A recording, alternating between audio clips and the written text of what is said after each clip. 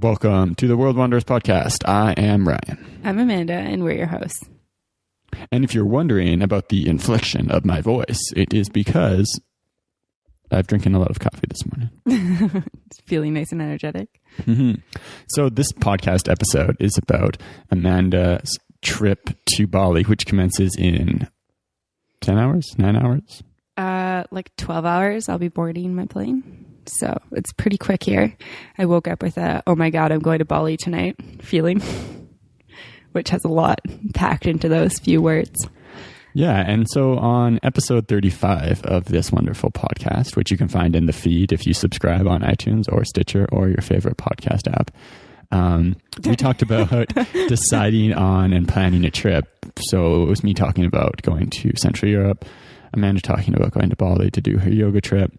And we kind of dig into some of the decision-making process leading up to your trip. Mm-hmm. So we're probably not going to touch on that as much this episode, but if you want to hear more about that kind of stuff, you can find that there on episode 35. This time we're kind of talking about like the feelings that you experience leading up to a trip. Yeah, and for anyone out there who's traveled before, you'll probably find that you can relate to this quite closely since you've probably felt this sort of stuff before. And Ryan can definitely relate to that as well, I think, just having just returned from a trip. You kind of still remember what you felt like on February 15th before you left? February 16th? Mm-hmm. I do. Okay. It's firmly in my memory. So you are going to Bali to do a yoga teacher training program. Yes. Why are you doing that? Well, that is a good question. Yoga teacher training is something that I've wanted to do for a while. I actually put it on my bucket list. Sorry, not sorry for people who hate bucket lists, but I've got one. I put it on there like a while ago, like, I don't know, in 2011, so like 4 years ago. Really? Yeah. Like I was only practicing yoga like once or twice a week max at that point in my life. I mean, I was pretty like average at it. And then a girlfriend and I got into it quite a lot. Like when I was living in Calgary between 2012 and 2014, there was a summer where I went like pretty much every day during the week. So like 5 times a week was practicing yoga. And then when we moved to Canmore, I work for Lululemon, which is a brand of yoga clothing. So I actually get complimentary yoga as one of my benefits.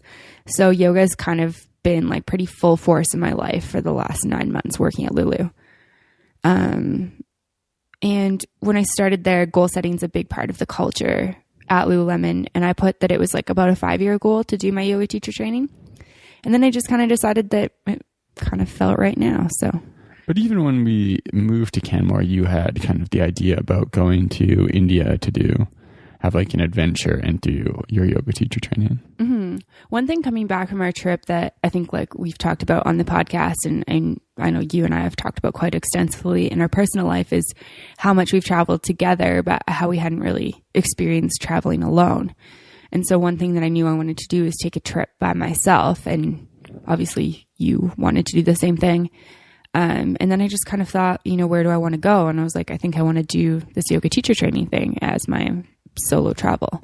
You know, it's kind of a personal journey. It's not really something that I want to do with like a friend or a family member or with a partner, i.e. you.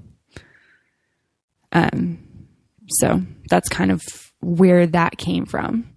And then I just kind of set that plan in motion and just kind of made it into a real thing.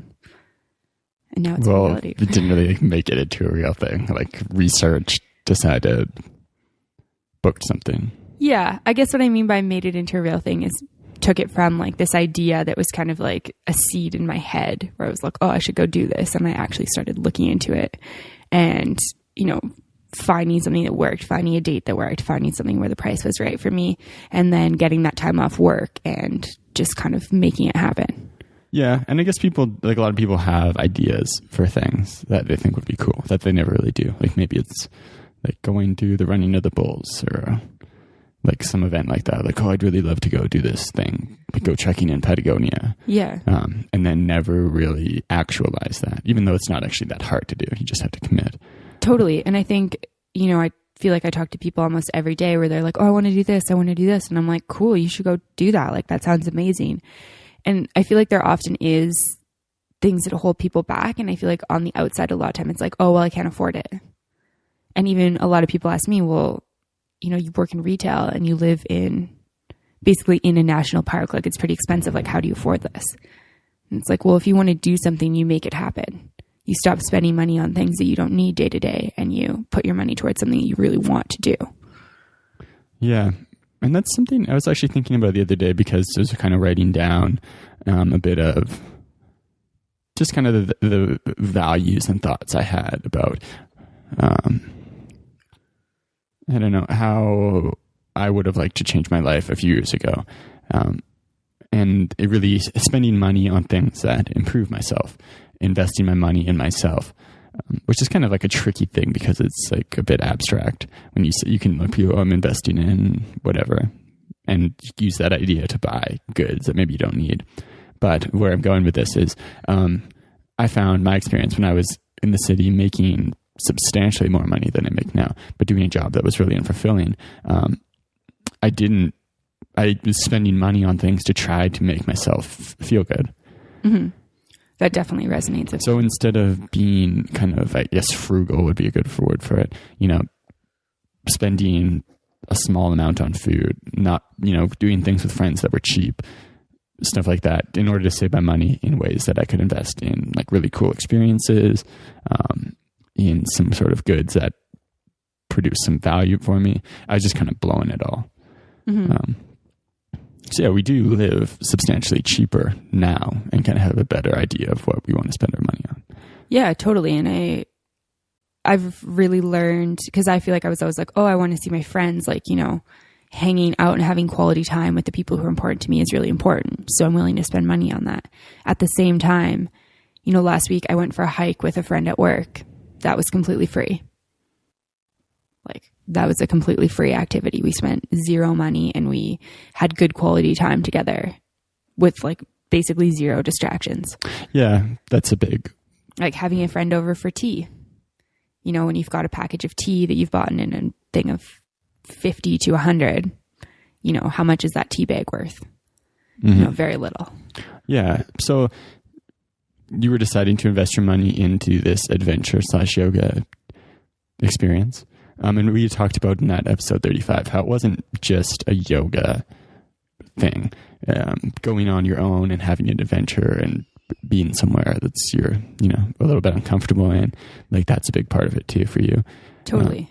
And now you're a few hours before that, and are you starting to feel kind of that uncomfortable feeling that you were looking for originally?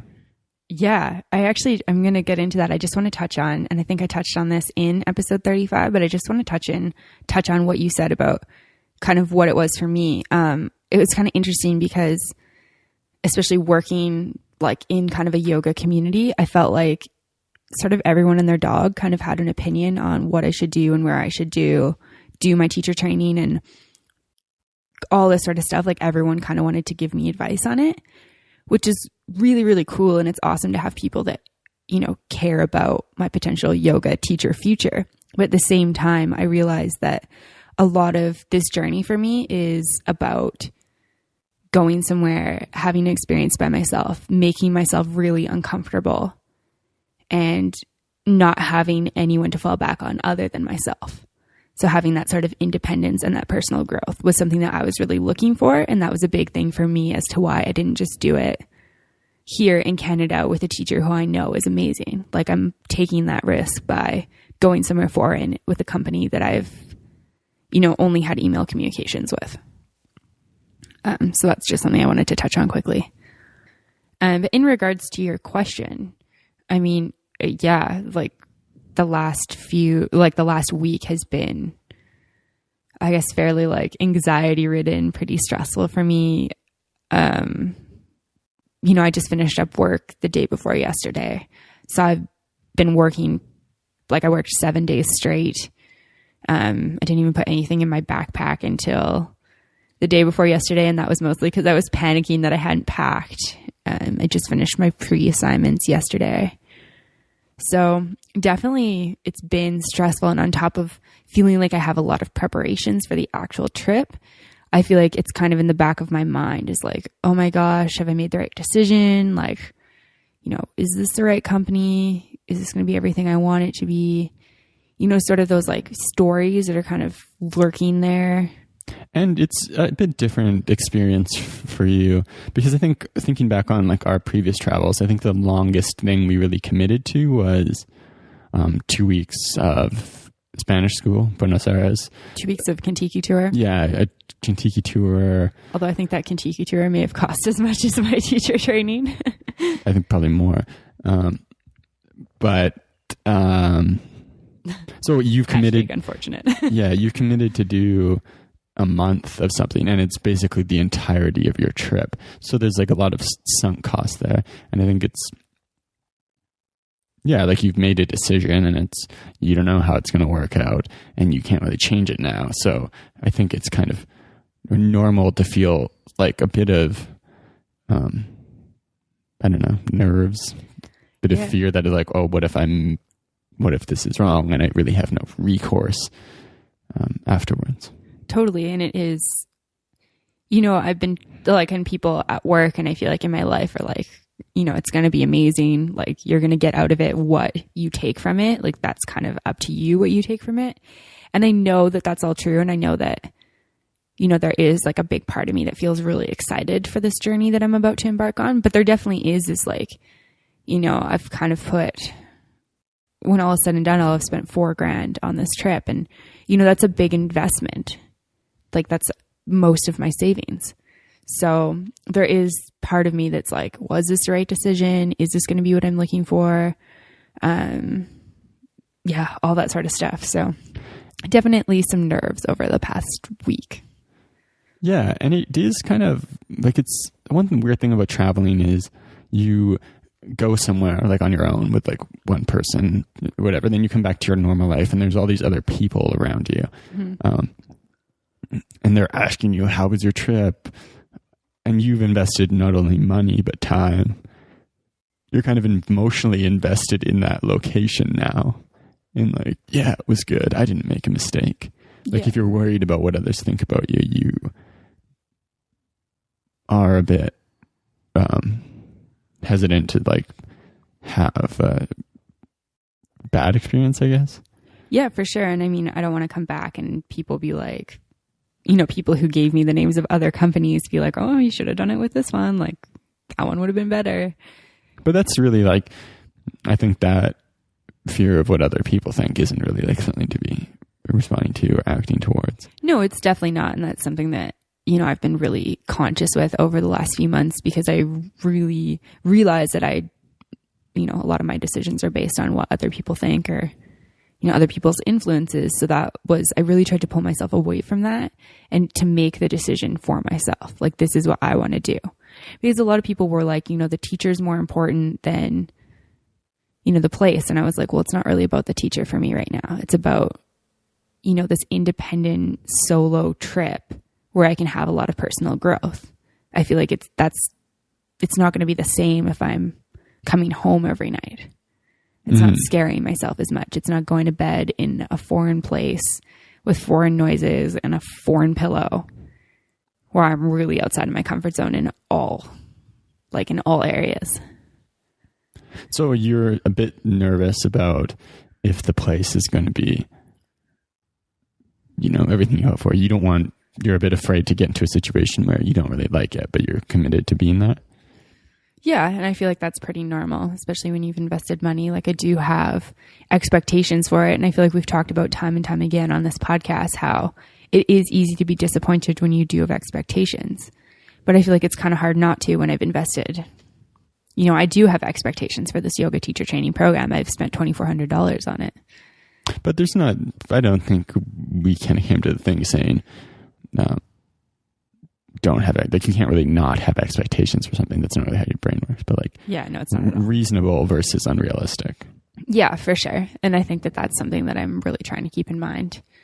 It has been kind of interesting. Like, when you go on like a 2-week vacation, you don't have I feel like you don't have as many like loose ends to tie up. And I felt like I've kind of had almost as many loose ends to tie up with this 1 month trip as for a 6 month trip.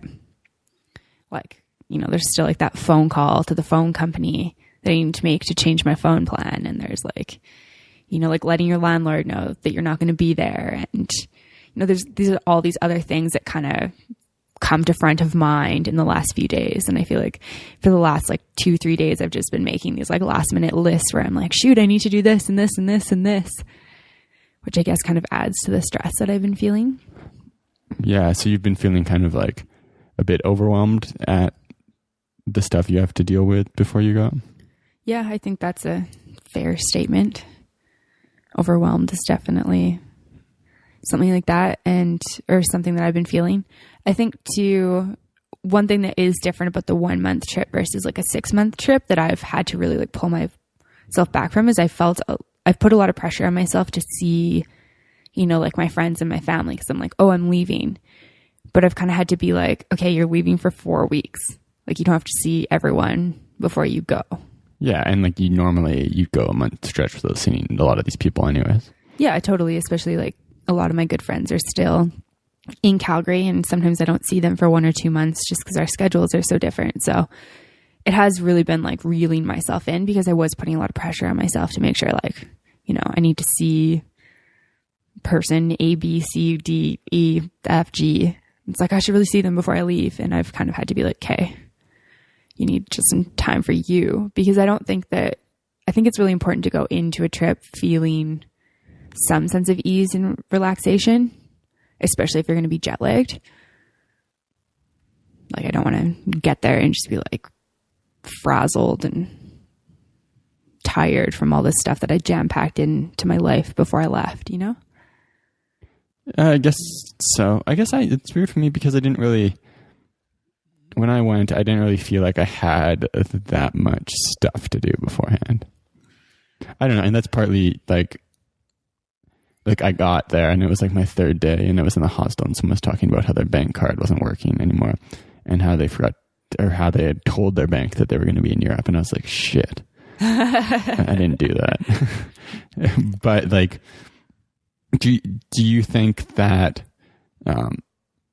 being so busy and feeling like you've got so many things to do, it could be like related to, you know, just the stress and uncertainty of, like, obviously you've got a lot of feelings going on, positive and negative, before something big is happening like that. Do you think that being busy could be a strategy for dealing with that? Yeah, totally. That's definitely a strategy that I've used in the past. Like, you know, not like a conscious strategy. Yeah, yeah. I know it's not like I'm like strategizing in my head how busy I'll make myself, because that just stresses me out more. But it is something that when we lived in Calgary, going into the 2nd year of working my job, I was really not happy with it. And I just continued to work it. And I was busy constantly. Like I would go from work to the gym to dinner with a friend to coffee after with another friend to come home to see you. And like we would, you know, hang out for a bit and then I'd go to bed just completely wiped because I'd worked all day before packing in like 4 activities into my night.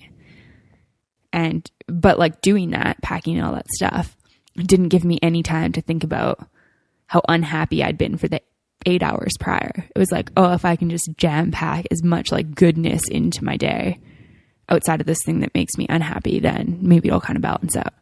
Yeah. But it's completely unconscious. Like I wasn't thinking that through. I was just doing it. And like when you have so much stuff on your to-do list, you feel like you have kind of a purpose. Yeah. Like even if the stuff you're doing doesn't really have much of a purpose, you don't really have to think about that. You're like, oh, you know, I got to do this. Life must have meaning because I'm doing so much stuff. I'm so busy. Yeah. And I think it definitely is a like distraction for me. Like yesterday I found I kind of came to like a point where I'd finished, you know, the series of things off my to-do list. And I was kind of like sitting there thinking about what was next in terms of things I needed to do. And then I like just felt this like need to distract myself with more stuff because I started thinking about teacher training, and like I found myself on the website of the place I'm staying, like creeping the room I'm going to be in. And I was just like, oh, I need to stop this. And so how are you trying to accept more like, I think maybe someone listening is kind of like maybe if you haven't gone on a big trip before, you haven't really experienced like a bit of pre-trip anxiety. And like, I haven't really, like, I think both of the longer backpacking trips, I was like pretty excited, like right after we left, right before we left actually. And I think that kind of comes from maybe like you kind of wrap up life here. Like we got rid of our apartment, sold our shit. Sold their like furniture. Just want to sound cool by swearing. But like, you know, you start your stuff and you have a few days where it's like you're living at your parents' house and you've got, you know, everything you own is in a backpack already. And then you kind of like socialize. You've got really like nothing to do. Do you think it's hard because you've got so much stuff going on here? Why do you think this time there's more like anxiety and more nerves than, do you think it's being alone? Yeah, I think like the solo travel is definitely part of it, like that uncertainty. I think also like the commitment to one thing. Like I feel like I've always had this sort of like, oh, we're going to fly to this city. And it's like, okay, so we go to like Paris. It's like, oh, I hate Paris. I'll just leave. Like I mean, I could get to teacher training in 5 days and just leave, but it's like, there's a lot of sunk cost there. Like I'd like to say that I would do that if I hated it, but I'm not going to. Like I'm going to stick it out. So I think that's definitely part of it. So do you think it kind of plays into,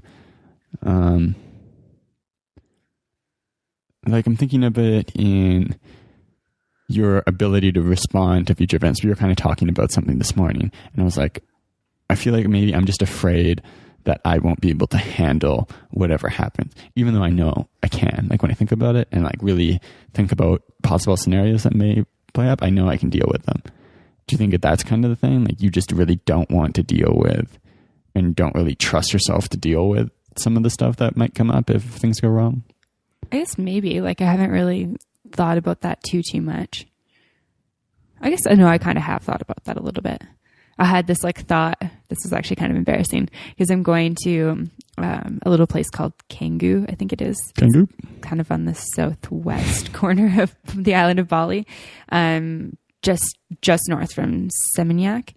But I'm going to Ubud for a few days after I finish my training and it's near a monkey temple. And I was like, oh, I don't have my rabies shot. Like what happens if I get like scratched by a monkey and then I'm in a room by myself and I'm like get really sick from rabies and I'm like too sick to get any help. And then like they just find me dead. And I was like, whoa, what are you thinking about? Like, don't be crazy. I don't think it's that. Like, I think that's kind of what happens. Like you get these weird scenarios, stories that play out in your head and you're like, I'm not going to be able to deal with that. Like realistically, I'm smart enough that if I get scratched or bitten by a monkey, like I'm not going to just go like take a nap by myself. Like I'm going to go deal with that. Mm-hmm. I don't even know if there's actually monkeys in the monkey temple either. So, well, I think I would bet on it. Who knows? It's called Monkey Temple. So what are some of the positives you're feeling? Well, I'm definitely feeling excited for some warm weather. I'm going to be on the beach for the next, like right on the ocean for the next few days. I really love like the sounds of waves. So I'm excited to fall asleep to that and wake up to that and experience the heat for the next month.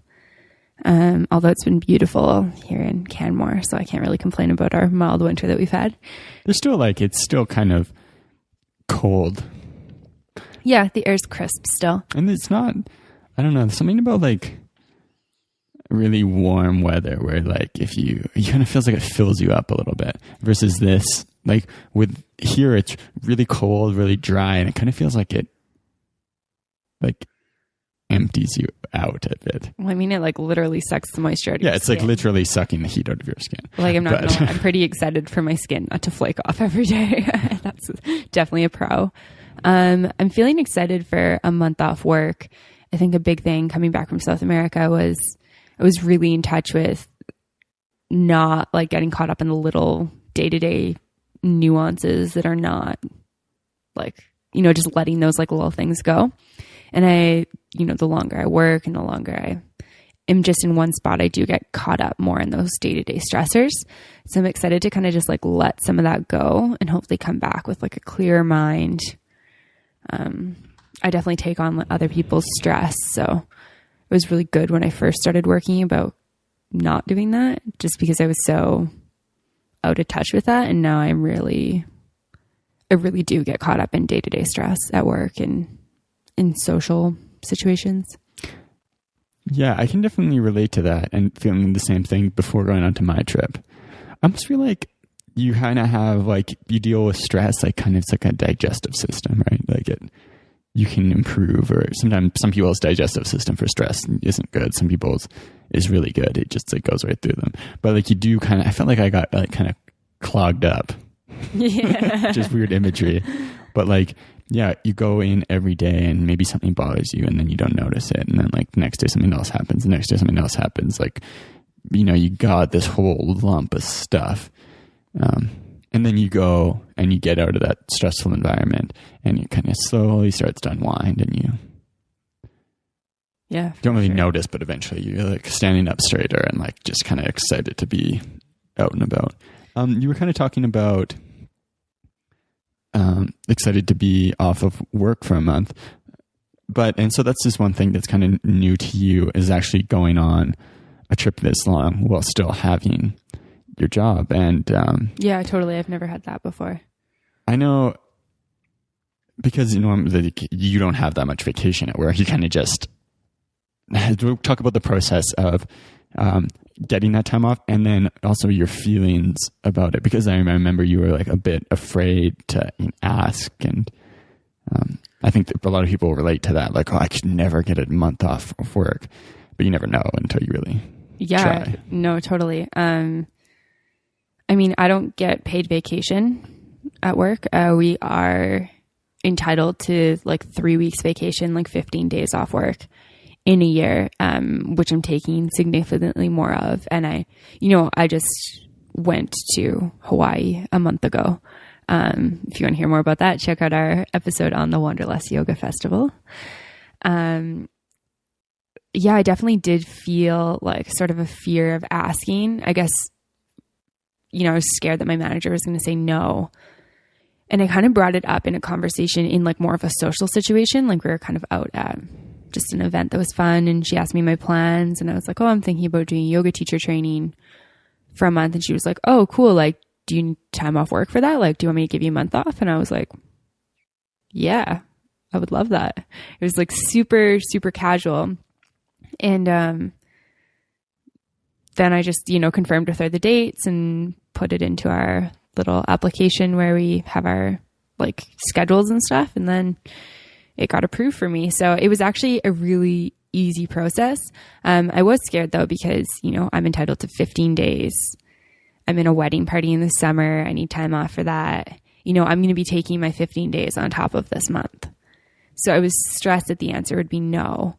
And then what I was going to do if the answer was no. And then if it was like, yeah, you can go, but we can't guarantee you a job when you get back. I think though, like if you want to do something and your employer doesn't support something that you're really passionate about, maybe it's not the right place for you. Like there's so many jobs out there that I think that it's really important to put yourself first. And I think it's really easy to get caught up in, oh, I have this responsibility, or I owe this person something, or that sort of mindset. And I know that I've definitely been there, and even like some of those patterns for us, like our jobs aren't extremely serious jobs. Hey, now selling stretchy pants is pretty serious business. But so like what I'm getting at is like both of us going on our trips, we kind of had like committed to these ideas, and we're like, okay, we're going to do these things. And for you too, like you'd committed to doing yoga teacher training, but you still had like fear come up of like, and I remember a couple of times talking to you where you kind of committed, but you're like, yeah, I don't want to ask. Yeah. Like you're afraid to demand something, and you're putting it off, coming up with like valid reasons, but they are kind of excuses to put off like really asking for what you've kind of committed to, but you're still. Yeah. And it's totally like, it was a fear of rejection for me. I was really, really scared of her saying no, and then what I was going to do, because I do really enjoy my job. I really enjoy what I do and the atmosphere I work in, and the people that I work with. So I did have this fear of like, oh, do I take the risk of, if she says no, that I just go anyways and hope I can get my job back in May? So, I mean, I don't really know if I'd like come to a set standpoint on what I was going to do if she did say no, but I am really grateful for the month that I've been given off. I think it's really cool when you do work a job where I guess it's not as like important. I guess I don't want to say that. I feel like what I do is kind of important, but where it's not as like a serious job, I think it is really good if your employer is willing to be flexible because, you know, happy people at work are better for business. Yeah, but I think like the core of it is it's hard to really know what you want, to be certain of it. Mm-hmm. And when you're in a work situation where you've got, you know, a certain amount of time off, you have to ask people who are kind of an authority figure. So you maybe have a bit of fear of conflict, a bit of doubt about knowing what you really want. It's easy to make excuses, to rationalize not asking, not taking action. Totally. And I wasn't sure if I was like valued enough, if my work at work was valued enough for me to be able to just take a month and be guaranteed my job when I get back. And it was communicated to me that, you know, I show up every day and I do what I'm supposed to do. And I, you know, go a bit above and beyond that. And I am really valued. And, you know, my workplace does value my happiness. And they're like, if this is what you want to do, then we support that. So I think that was really cool. And I think going through that process made me feel more confident in my ability to ask for what I want for future situations. Mm-hmm. Like knowing that you have value, trusting in your value, trusting in your decisions, and trusting in what you want. Yeah. And I think it's really important for listeners out there who might be thinking of taking a trip and really feeling like the answer is no. You really don't know until you ask. And so the answer may surprise you. Yeah. And I think it's easier. Like, so what happens, you want something, you're not completely sure you want it, but you don't know what the answer is going to be if you ask for it. So you just kind of don't do anything, because then it's easy. You can rationalize it and you can say like, oh, you know, they probably would have said no, something like that. Mm-hmm. Instead of, you don't want to actually hear no, because that creates a set of implications for your workplace. But you don't want it. You want to hear yes, but you're kind of, you know, afraid to ask. You're afraid of the conflict. Yeah. And I think for me too, like when my manager did say yes, I was like, whoa, like I'm actually doing this. Like I'm going to go on this like solo trip and like do yoga teacher training. So I think it's also like, you know, I think that we as like human beings, day-to-day life, we get these like really great, cool sounding ideas in our head, but there's also a lot of fear around them. Like, what if I could actually do that? And when somebody gives you that opportunity, it is kind of scary. Like when she said yes and granted me a month vacation, I was like, whoa, now I'm actually doing this. Mm-hmm. You know, for her to say no, that's like, okay, I can't do this. Maybe almost a bit of relief, because I'm not putting myself in this scary, uncomfortable situation that's going to be, you know, amazing. Yeah. Like, day-to-day routine is a lot easier than branching out and doing something different. Yeah. It makes me think about, I was just reading The Fountainhead by Ayn Rand, and there's this part in there, I can't remember who it is. I think it's like one of the characters. Well, it's obviously one of the characters. Talking about how like wanting something, like really wanting something is like, it isn't easy. It's hard. Yeah, you know, it's sure. Easy to want what's like sanctioned, what everyone else is okay with. Like, oh, you know, I want a promotion. I want to go to this like thing that people have been to that's really got a stamp of approval. But like knowing what you want and doing whatever it takes to get what you want, that's hard. That takes like self-esteem, confidence, assertiveness, you know, courage. Yeah. What were you going to say? I was just going to kind of sum up how I'm feeling. Did you have any other questions? So the one thing is like, I'm wondering if we maybe focused a bit, we focused a lot on like nerves and fear and stuff, and maybe not on excitement. Yeah. So I was going to kind of say like, one thing I have been feeling is like, I definitely am excited. I don't really, because I travel a lot and I've like have had the opportunity to see or I've created opportunities for myself to see a lot of really cool things in the world. I don't really like bragging about them.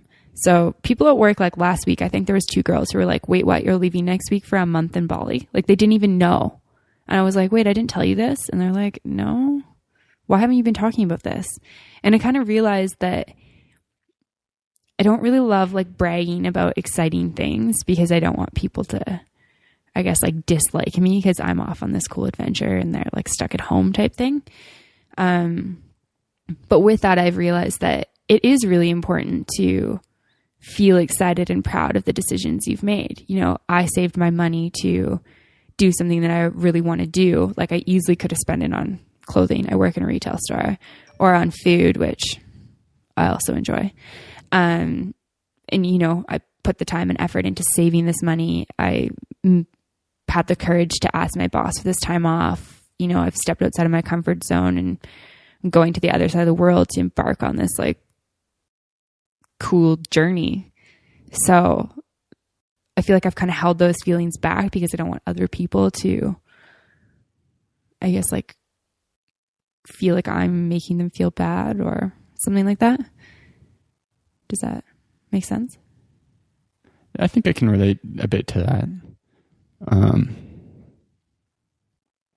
It's kind of like, I don't know. So when Ryan and I got back from South America, it was kind of strange. We felt like a lot of people didn't really like ask us about our trip. Like they kind of just incorporated us back into their day-to-day lives. And I was like, guys, I like climbed Machu Picchu and saw the Galapagos Islands and trekked in Patagonia. Like, don't you want to hear about how cool this is?